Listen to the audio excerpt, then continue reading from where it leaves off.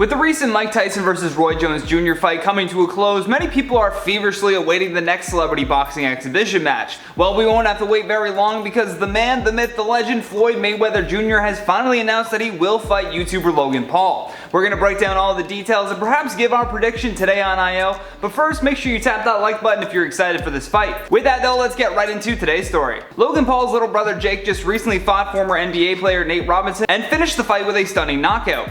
In mid-November, the Hollywood Fix caught up with Logan while he was out at Boa Steakhouse and asked him about his prediction for a future boxing match with Floyd Mayweather. Now remember, at this time the fight had still not been confirmed. Yeah. I'm 40 pounds heavier. Yep. I'm half his age. Yep. I'm 2 times as hungry and 10 times as smart. Wow. My friend, I'm used to beating up people weaker and shorter than me. Man, I know. Bro, I grew up with Jake. Now, right before Logan listed the definite height and weight differences between them, he also said that he could take Floyd on the streets, in the octagon, but the only place that he's safe is in a boxing ring.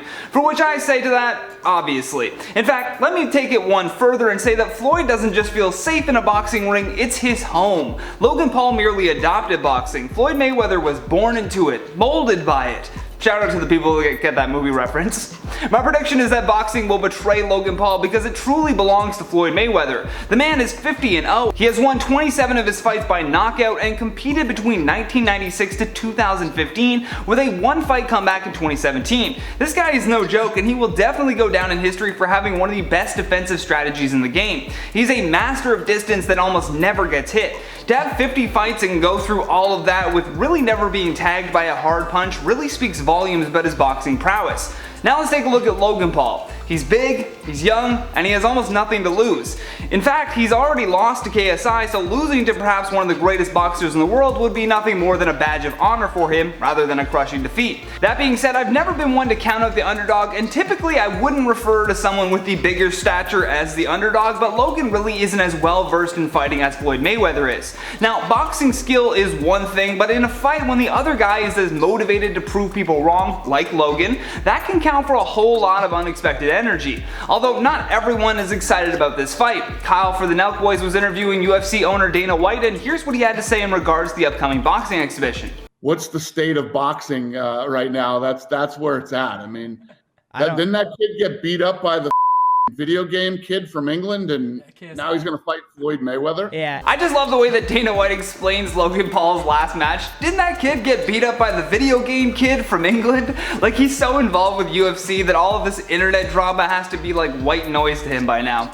Although someone in the comments of that video made a really valid point that I actually forgot while mentioning Logan's KSI fight. One person supporting Logan refuted Dana's point and said, Logan didn't get beat up. Did people forget? He got a 2-point deduction. That call literally was why he didn't win. He is far better than KSI, so he shouldn't have even let it get that close anyway, so to a point it's his fault, but at the same time the 2 points change the result. Now, while that may be a valid point to make, if Logan wants to defeat Floyd in a boxing ring, he'll have to play by those rules. Now, not a lot of people understand why Logan deserves this fight, seeing as though he has lost, but what people are not seeing is the tremendous amount of money moving behind the scenes. Like it or not, but people hate watching boxing right now. Boxing has their die-hard fans, sure, but more and more people have moved to watching the exciting personalities of the UFC. However, these exhibition boxing matches have proven to be very lucrative for promoters, and with Floyd sitting in retirement, this opportunity has to look like easy money. And if there's one thing that we do know, it's Floyd Mayweather's love of money.